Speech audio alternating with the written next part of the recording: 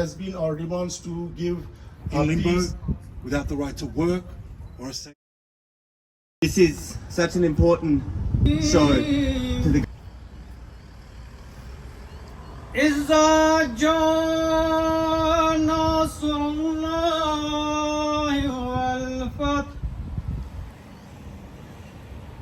ورأيت الناس يدخلون في دين الله أفواجا فسبح بحمد ربك واستغفره إنه كان توابا صدق الله العلي العظيم. Play Pakistan and Australian national anthem. So after that, I would like to invite Mr. Irfan Ali to proceed accordingly with the agenda.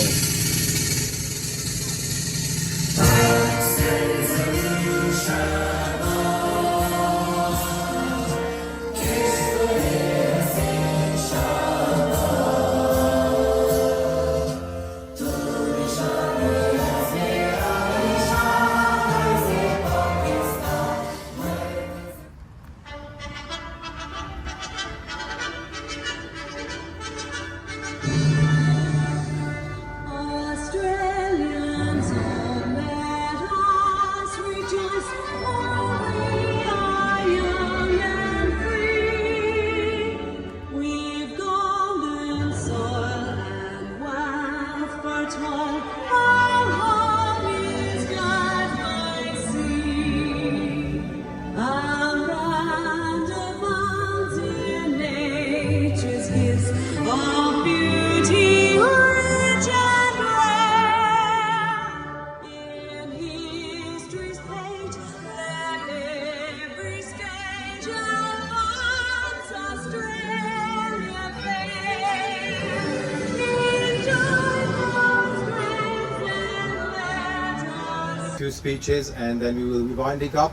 For further speech, I will just request Maulana Sayyid Abul Kazim Rizvi Sahab from in the city and the town which called Parachinar, which is situated in the northern part of the Pakistan, which is known as Khyber Pakhtunkhwa. It is not a first time. Years and years, same story repeated. People of Canberra, they witness our few past protests in Canberra outside Pakistani High Commission. But it was neither acknowledged nor took any action. We have the strong faith in the system of Australia. As a citizen of Australia, with all a strong faith, I'm here with my community. Outside the Parliament of Australia, because I know that you are the voice for the oppressed people. You are the against any kind of the oppression or terrorism. We are here and we are requesting you, please, please help these poor people. What is their crime? Because they are peace lovers? What is their crime? Because they are well educated? What is their crime? Because they love the people, they respect the law and regulations. What is their crime? Because they never or ever disrespected anyone. They are the people, highly educated. And you know that thousands of the Parachinari people in the different state of Australia, they are living here. I hope our member of parliament, environment right from very beginning.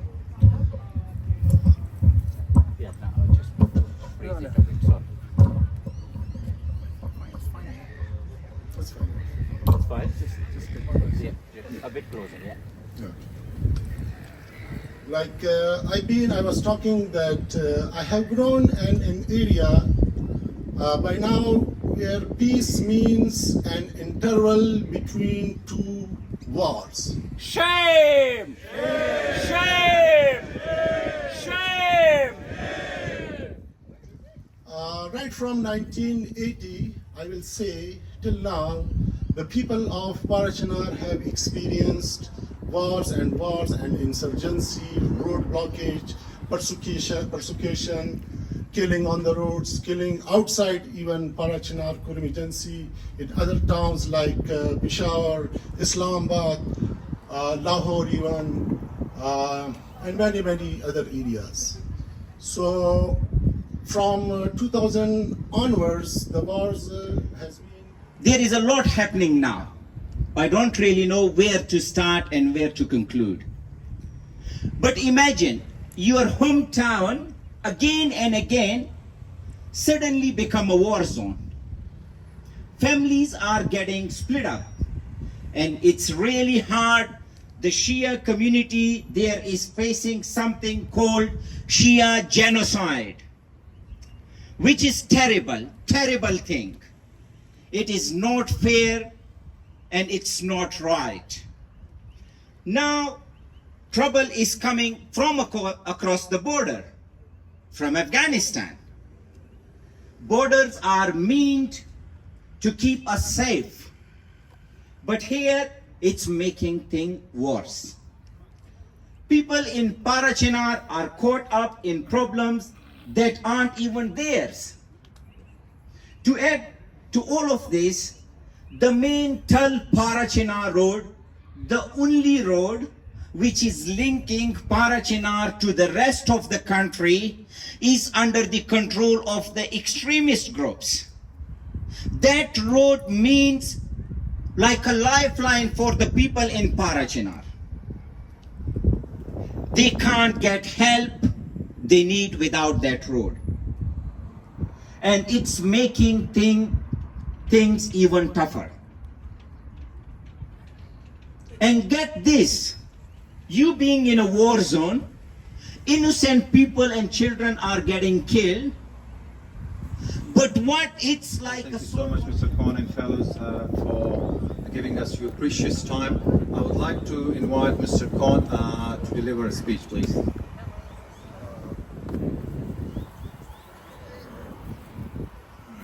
Thank you for having me here today.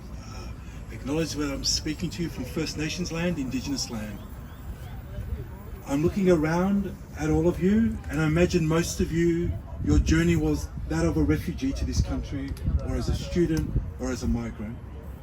I imagine many of you are grieving and missing your family, and that in this audience today, there are some of you that are on bridging visas, in limbo, without the right to work or a safety net, that have been waiting more than 10 years for permanency.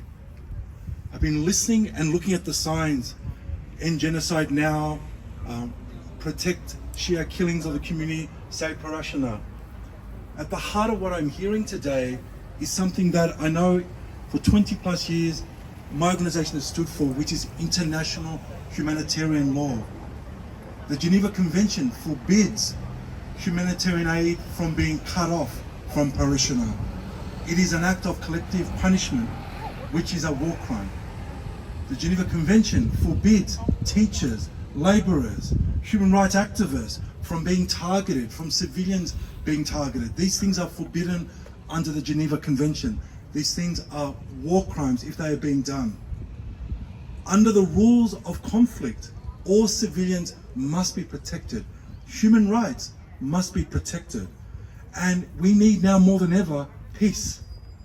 I am seeing these signs, and I'm seeing the heartbreaking devastation of the men that are here today where you are wanting safety and peace for your families and for your communities back in Parachinar. You're rightly asking for international intervention to ensure that human rights and international humanitarian law is upheld. And I know right here, you're asking for this government, the people behind you have the power to change things, to ensure those from Pakistan that are here seeking safety, seeking sanctuary from the bloodshed that is being faced by your communities back home, that you should have the right to permanent protection and safety and security. So the Asylum Seeker Resource Centre stands with you in calling for permanent protection for refugees from Pakistan that are here now seeking protection. And we stand with you in calling for international humanitarian law to be upheld at all times.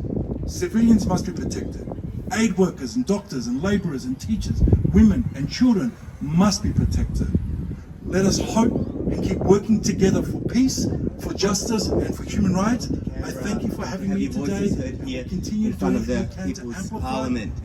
This is such an important show to the government, but the importance of all of us working together to have our voices heard.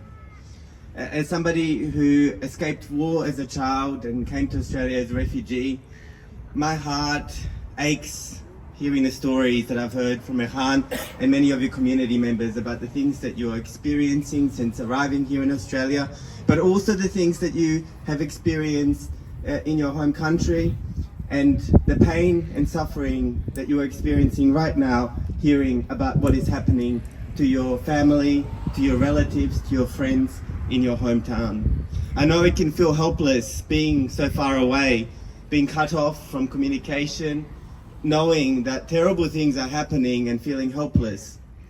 So it is important to take actions where our collective voice can be heard, to peacefully gather in front of Parliament House and speak to politicians as loudly as possible about the outcomes that you want to see. I think what you're calling for is loud and clear. My hope is that your voices will be amplified and that the politicians in Parliament here behind me who can make decisions about our lives, who can make decisions about foreign affairs and the way that we interact with other countries, hear what you are saying and that they take actions to make sure that international humanitarian law and international law is upheld, and to make sure that the process that you've all been through, many of you have been through, many of you have been painfully through, that process is looked at, that the circumstances that have changed in Parachinar are looked at, and that a new outcome for the applications that you've put forward is met. I'm somebody who believes in collective voice, working together, and making sure that our voices are heard. I thank you all for being here in front of Parliament House. And as Con said before me, if there's anything more that the Asylum Seeker Resource Centre can do to support you, to support your families, to support what's happening in Parachinar, in English, to make sure and that the then I will international deliver community something knows in about it. Pashto, of course. But for the people who can speak and understand English here, for them, the state is playing a very dirty role in this whole episode of the bloodshed of Shia innocent people. It's a well scripted, well directed episode. Not for the first time, but it's been played for several times a few months ago in 2007, and that continues till 2014. In 1987 and before that. So state is playing a very, very important role in every tragedy, in every actions that are being taken against the Shia community, even inside the state or if across the state. It's very obvious. Besides, we have every single evidence of the foreign intrusion. The state is still denying war crimes. We'd love to hear more about why is the community of Parachinar coming here together today? What are people calling for? And what are people wanting from today's gathering? Thank you very much, Con. Today, my community is out asking for an international intervention. to restore peace in our beloved hometown Parachinar, which is a place that the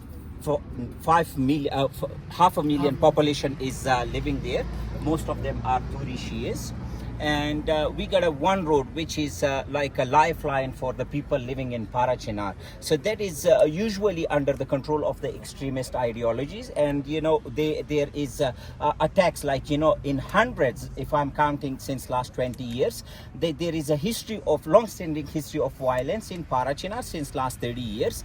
But you know, the officials, they are claiming that, you know, we have restored peace, but that peace is like just an interval to prepare for another big war and big incident. So today we are here demanding international intervention to restore peace in that region, and to end that Shia genocide, and to finish that siege which tourist people are living there in. And the second thing that's been called for as well is permanent protection for refugees from Pakistan who remain in limbo 10 years later. So we stand with you in demanding permanent protection for Pakistani refugees and the protection of civilians in Parachinar, and to ensure that international humanitarian law is upheld and civilians are protected at all costs. Thank you for your standing Thank up. you very much. Thank you to all of you, and we stand with you, and we wish for justice to prevail. Thank you. Thank you very much. Thanks.